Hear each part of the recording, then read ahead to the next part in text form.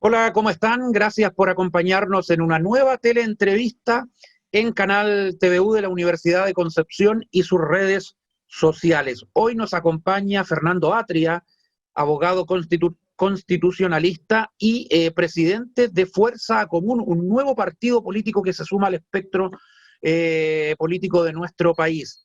Don Fernando, ¿cómo le va? Muchas gracias por recibir el llamado de Canal TVU de Concepción. Hola Francisco, para mí es un gusto estar de nuevo aquí en Concepción, en el canal de la universidad. Don Fernando, a ver, comencemos. Fuerza Común está terminando una etapa importante, pero me imagino que hubo un trabajo detrás de mucho tiempo. Para quienes no saben qué es Fuerza Común, si nos puede describir este movimiento, cuáles son sus ejes y sus objetivos. Sí, muchas gracias. Bueno, nosotros llevamos varios meses juntando los requisitos para poder inscribirnos. No ha sido fácil. Estos han sido justo además meses de cuarentena en las que las posibilidades de la acción política en la calle, conversación con ciudadanos y ciudadanas no ha sido posible nomás. Entonces, eh, eso lo ha dificultado todo. Pero Fuerza Común es un movimiento que busca transformarse en partido político, pero que tiene una afirmación inicial. Hay un punto inicial del cual surge, que es la constatación de que el 18 de octubre irrumpió una fuerza social que no está dispuesta a participar políticamente a través de los partidos políticos tradicionales, pero que tiene una vocación de participación considerable. O sea, no es que no quieran participar. O sea, hay una demanda muy grande por participar en el proceso constituyente, desde luego, y en la política que venga después, pero los partidos políticos tradicionales ya han dejado de ser vías aceptables de participación para mucha de esa fuerza social que rompió. Y entonces la pregunta es cómo se va a producir esa participación. ¿Y cómo se van a diferenciar de los partidos tradicionales de centro izquierda, por ejemplo? Por cierto, entonces, Fuerza Común reclama ser una consecuencia más del 18 de octubre. Surge después del 18 de octubre, a fines de febrero iniciamos este proceso, a fines de febrero de este año.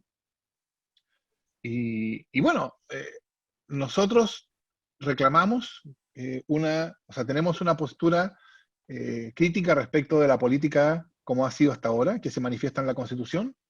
Vamos a defender una visión de la Constitución en la cual esta se caracteriza por una mucho mayor profundización democrática y ampliación de derechos sociales. Y estamos construyendo una forma distinta de ser partido político. Por ejemplo, déjame ponerte solo un ejemplo en esa dimensión. Nuestros candidatos van a ser elegidos territorialmente. No va a haber una autoridad política que va a decir, mira, tú te vas a Concepción, tú te vas a no sé dónde. ¿No? Vamos a elegir territorialmente nuestros candidatos y estamos construyendo formas a través de las cuales nuestras decisiones sean decisiones genuinamente descentralizadas, en que hay participación de todos. Por ejemplo, Fuerza Común recientemente, hace 2 semanas, decidió aceptar la invitación que nos hicieron del Frente Amplio y entrar. Esa decisión la tomamos después de una discusión en todas nuestras plazas y organizaciones territoriales y a través de un plebiscito en el cual votaron casi el 40% de los miembros de Fuerza Común. ¿No? ¿Eso qué muestra? Muestra nuestra decisión de actuar de un modo distinto y de ese modo mostrar que aquí hay una posibilidad de participación nueva y distinta.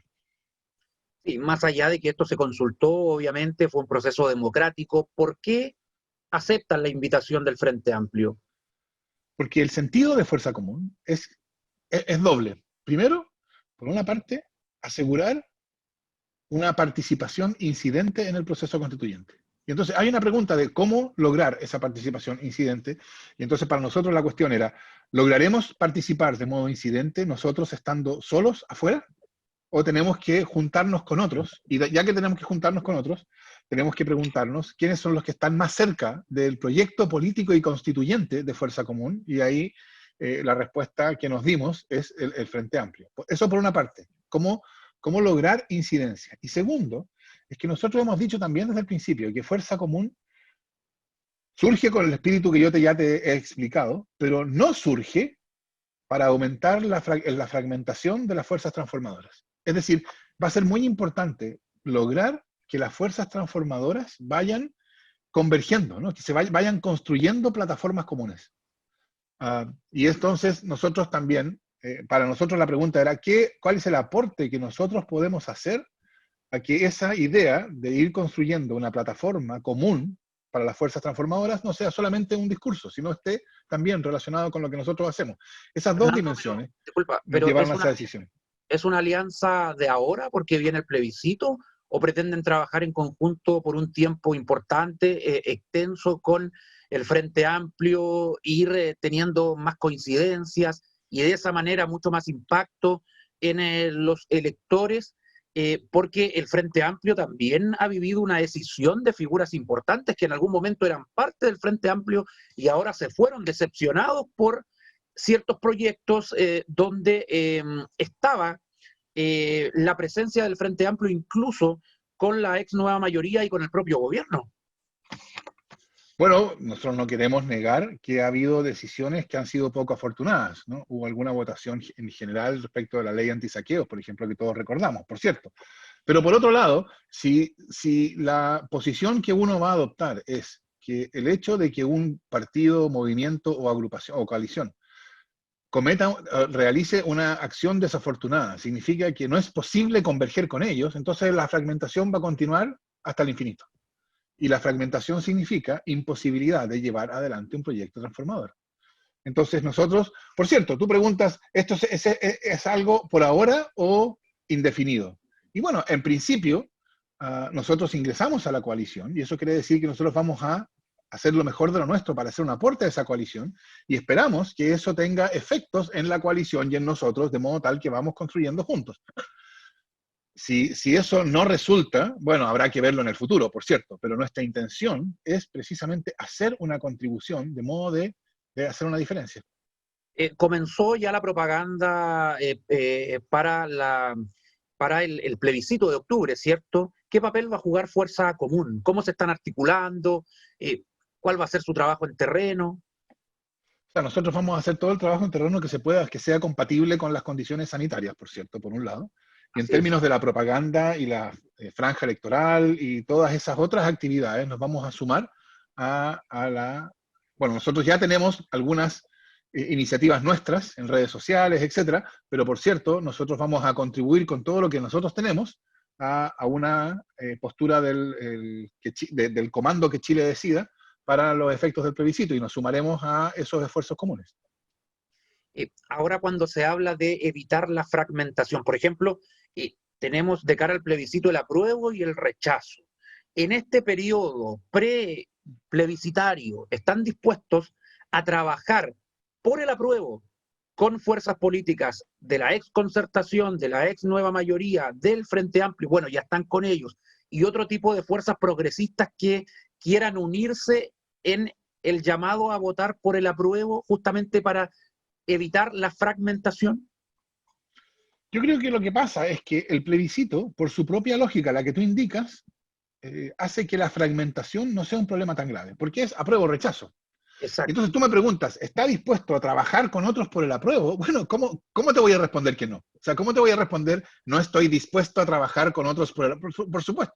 Otra cosa es cuál es el grado de acción conjunta, por cierto, pero en principio, todos los que estamos por el apruebo, bueno, estamos por el apruebo y eso significa que hay espacios para hacer cosas en conjunto. Pero usted sabe que muchos están por el apruebo, pero no hay mucha coincidencia de todos los actores que están por el apruebo, reitero, desde la DC hasta la izquierda, de qué es lo que debería llevar la Constitución nueva, artículo por artículo, ley por ley. Por lo tanto, no, pero es que ese ya es un segundo momento. Porque ahora, a eso voy. sí, ahora el momento es apruebo o rechazo y convención mixta, convención constitucional. La Y madre de la familia. en principio, claro, salvo ciertos casos especiales, yo te diría, yo estoy dispuesto a trabajar con quien sea que esté por el apruebo y la convención constitucional, por cierto. Ahora, eso no quiere decir que todos los que están hoy día por el apruebo y por la convención constitucional tengan una visión constituyente que sea la misma. Pero eso importa para la convención constitucional más que para ahora. Entonces, por cierto, después del plebiscito, entonces va a surgir la pregunta de cómo se van a ir consolidando espacios de convergencia, porque ese va a ser el momento en que vamos a tener que empezar a avanzar ideas para la nueva constitución y ahí van van a aparecer razonables diferencias. Y entonces yo espero que entonces podamos construir plataformas sobre la base de visiones constituyentes que también respeten esta idea. Por un lado, mientras más sea la misma esa visión de la nueva constitución, más posible va a ser que estemos en una sola coalición o organización o plataforma, etcétera, ¿no? Y eso yo creo que es también tarea de conversar, de ir construyendo. Yo creo que hay más espacio del que parece para ir construyendo visiones comunes. Imagino que la idea es tener un nuevo Chile en muchos aspectos, pero hay cuestiones que son prioritarias, por ejemplo, y me gustaría conocer su visión como líder de Fuerza Común.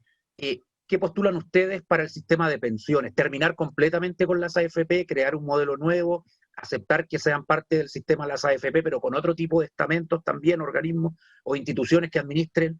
¿Qué hacemos con la salud en nuestro país, con esta división lamentable del lucro entre las ISAPRES y FONASA? Hay cuestiones que son de suma importancia y la esencia de lo que quiere cambiar Fuerza Común. Bueno, yo diría, para poner los titulares, en términos políticos, la nueva Constitución tiene que profundizar la democracia, tiene que hacer real la idea de que la democracia es la participación de los ciudadanos. Hoy día yo creo que esa idea no tiene ninguna realidad para la mayoría de las personas, ¿no? Y entonces ahí hay muchos avances que se pueden dar. Solo por ponerte un ejemplo, imagínate cómo serían las cosas si nosotros pudiéramos haber tenido un plebiscito revocatorio de la ley de pesca. O sea, yo creo que eso habría significado para los ciudadanos, sí, nosotros estamos participando de estas decisiones. No solamente son decisiones que toman ellos en Valparaíso. Entonces, esa es una cuestión, hacer que la participación democrática sea una realidad. Y con referéndum revocatorio, en el caso de que un bueno, a eso me gobierno refiero. no cuente con el apoyo popular. Bueno, tú tienes referéndum revocatorios de autoridades o de leyes, ¿no? Revocar una ley, como la ley de pesca. Por cierto, pero esos son solo dos mecanismos, pero hay más. Entonces, hay mucho espacio para avanzar en hacer realidad la idea de participación democrática. Pensiones. Dos, derechos sociales. Es evidente, ese es el segundo gran tema de la nueva Constitución. Y eso implica, eso tiene consecuencias para salud, educación, seguridad social, vivienda, ¿no? En seguridad social, en pensiones. Yo creo que el nuevo sistema debería acabar con la AFP. Es así de simple. Yo creo que las AFP son cada día más intolerables para las personas comunes y corrientes. Otra cosa es cuánta solidaridad y cuánto ahorro individual va a tener el nuevo sistema. Esa es otra discusión. Uno puede tener ahorro individual, pero sin AFP. O sea, esto de que hayan empresas que se benefician y obtienen unas utilidades increíbles a propósito de la administración de fondos de pensiones con los cuales después pagan pensiones de pobreza a los trabajadores, yo creo que es simplemente inaceptable. Hoy día eso es la insignia, el buque insignia del abuso. El caso más grosero de abuso. Yo creo que eso tiene que terminarse. Y eso significa acabar con la AFP. Y acabar con la AFP significa que va a tener que haber un órgano distinto, un órgano público, que tenga que administrar esas cuentas individuales. Y después de eso veremos si el nuevo sistema de pensiones va a ser con ahorro individual solamente, como el de ahora, o que va a ser mixto, va a tener una parte de solidaridad y una parte de ahorro individual, o va a ser solamente solidario. Yo creo que esa también es una discusión importante. Yo creo en eso. Es fundamental que el sistema tenga una base solidaria. Fernando, y el sistema económico, el libre mercado, tan abierto en Chile, con el país récord en tratado de libre comercio, cuando se habla de cambiar el modelo, bueno, hay mucha gente que quizás no se da el tiempo de escuchar punto por punto los argumentos de ustedes y piensa en la vieja política de los años 80 de la Guerra Fría. Si me proponen un cambio de modelo, quieren un modelo estatista, completo, leninista. ¿Qué daño va a provocar eso a la economía? Todo va a estar centralizado. ¿Qué propone usted y Fuerza Común para el modelo económico que actualmente tiene Chile? Mira, yo creo que el modelo económico... ¿Cambiarlo por completo o reformarlo? No, o sea, cambiarlo significativamente para que sigamos creciendo. O sea, digámoslo, el modelo que Chile tiene hoy día, topo techo, la productividad, y esto es una cuestión, un secreto a voces, ¿no? La productividad dejó de crecer a fines del siglo XX, llevamos 20 años, ¿sí? con la productividad estancada. ¿Eso qué muestra? Muestra que el modelo de desarrollo, que sí puede haber servido a Chile durante los 90, bueno, ya es algo que está superado, en el sentido de ya no sirve a un país como Chile.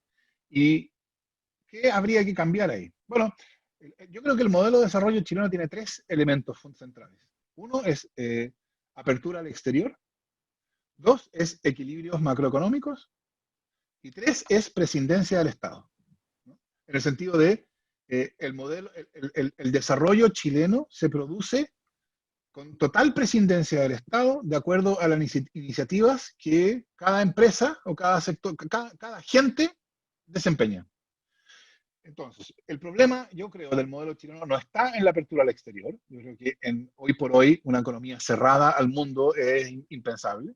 Tampoco está en los equilibrios macroeconómicos, está en la prescindencia de lo público.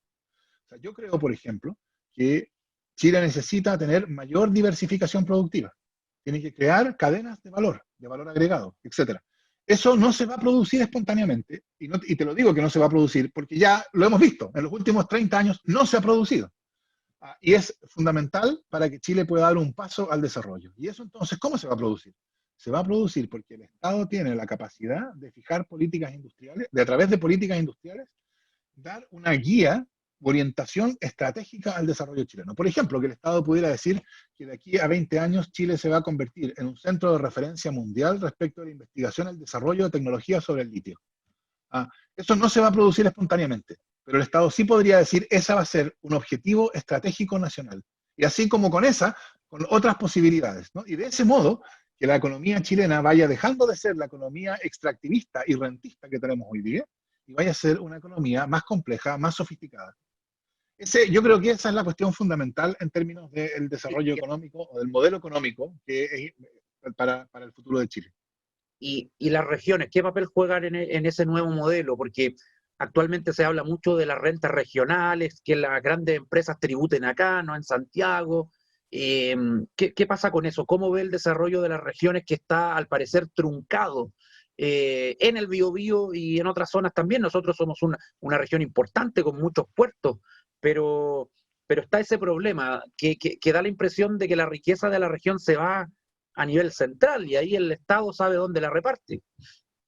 Bueno, yo creo que una de las deudas más grandes de la política de los últimos 30 años ha sido con las regiones, en el sentido de que nosotros tenemos un sistema centralizado, que en realidad ya no es ni siquiera del siglo XX, es del siglo XIX, yo creo. Ah, y eso tiene un costo enorme en oportunidades de desarrollo regional que se pierden por el hecho de que las regiones no se pueden hacer cargo de sus propias visiones estratégicas. Es decir, son las personas de Biobío y las iniciativas del Biobío que tienen la mayor posibilidad de pensar la región del Biobío, o la que sea correspondiente, uh, en términos estratégicos para el futuro. Entonces, todas esas iniciativas hoy día terminan apilados en, en alguna oficina en Santiago, porque no pueden, no hay en regiones los poderes suficientes para llevar adelante esas visiones estratégicas regionales. Yo creo que eso tiene que acabarse, tiene que haber una transferencia genuina de poder a las regiones para que las regiones puedan hacerse cargo en buena parte de su propio destino, ¿no? Y eso va a tener que ver con capacidades de pensar la región y de llevar adelante esas visiones estratégicas desarrolladas regionalmente, en conversación con el centro, yo creo. No creo que cada región pueda pensarse como si tuviera una nación independiente, por cierto, pero que la iniciativa y la capacidad de desarrollo esté en la región. Y segundo, que eso tenga también las facultades correspondientes respecto a las cuestiones que las afectan, que también haya iniciativa y poder de decisión en las regiones. Yo creo que esa cuestión es fundamental. Yo no me imagino la nueva constitución conteniendo un Estado centralizado propio del siglo XIX en el año 2021 o 2022. Eso yo creo que es completamente inimaginable. Sobre las pensiones quiero retomar, sabemos que hay una conciencia y coincidencia en la mayoría de los chilenos de que el sistema tiene que cambiar, tiene que reformarse con AFP o sin AFP, pero no dejarlo igual como está hasta ahora. Y ahí surge la propuesta de la diputada Pamela Giles de retirar otro 10% de los fondos de pensiones. Ya retiramos el 10% con el primer y polémico proyecto, ahora se suma otro. Bueno, ¿y qué va a pasar a futuro si este sistema no se cambia y vamos a seguir sacando plata de ahí? Fernando, ¿qué opina usted de esa iniciativa? sea, yo creo que ahora, cuando todavía no se ha pagado completamente el primer 10%, eh, no es todavía el momento para discutir esas cosas. Yo creo que no se justifica todavía. Si la situación, o sea, el primer 10% se hizo imprescindible por la incapacidad del gobierno de enfrentar las consecuencias sociales de la pandemia, ¿no? O sea, no nos olvidemos, la derecha celebraba que el primer ingreso familiar de emergencia era 65.000 pesos y habían logrado evitar las presiones de la oposición para subirlo. Y eso era la gran celebración, 65.000 pesos. Eso llevó a la necesidad de retirar el 10%. Y yo creo que fue una muy buena decisión.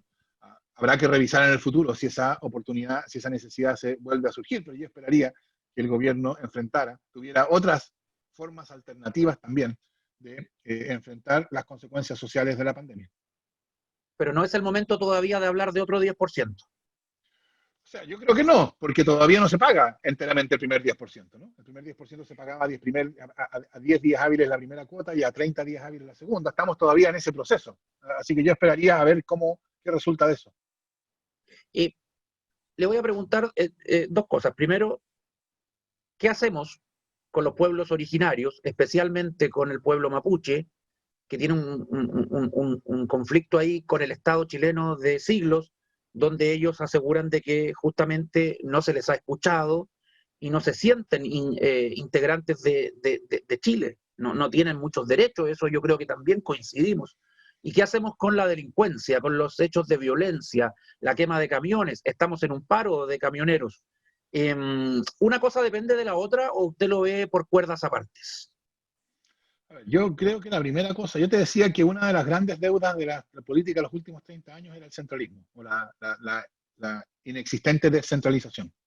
Bueno, yo creo que la otra gran deuda es la que tú mencionas ahora, que es la situación de los pueblos originarios y su demanda de reconocimiento, porque eso es una demanda política por su reconocimiento, que se reconozca su existencia política. Y eso, claro, tú dices, por supuesto, esto es una demanda que tiene 200 años, pero en lo que importa ahora, han sido 30 años de una demanda que ha estado ahí presente y el sistema político ha sido totalmente incapaz de enfrentar esa demanda en su dimensión política. Claro, la enfrenta militarizando la Araucanía, o la enfrenta a veces mediante políticas de distribución de tierras, pero la cuestión del reconocimiento político de la existencia de los pueblos originarios, y entonces la pregunta por cuál es la adecuada autonomía que requieren tener, que se les debe reconocer, eso ha estado totalmente ausente de la discusión. Y eso yo creo que es la gran deuda porque, de nuevo, así como la primera deuda, la centralización, tenía un costo en oportunidades de desarrollo regional que se pierden, esta deuda también tiene un costo en un conflicto que se va agudizando. No es lo mismo el conflicto como es hoy día del conflicto como era hace 20 años. Y avanzando en ese aspecto, ¿se acabará la violencia? Bueno, es que yo creo que la violencia es parte de la agudización del conflicto, que es consecuencia de una demanda de reconocimiento que es totalmente indiferente para el Estado. Sí, eso es lo que yo creo que deberíamos empezar a decir, esto es inaceptable. ¿Pero usted justifica Entonces, esa lucha o no? no se trata de justificar los actos particulares de violencia. Por cierto, cada acto en particular de violencia cuenta como un delito y tiene que recibir el tratamiento de un delito.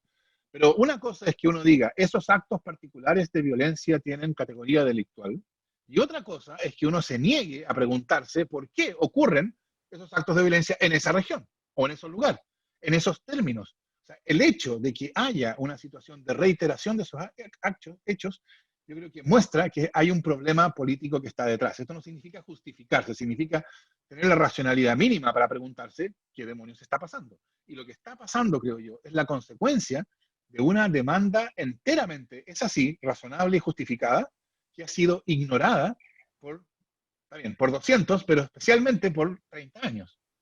Entonces, por cierto, frente a los actos individuales de violencia hay que usar los mecanismos habituales para tratar con acciones delictuales, por cierto.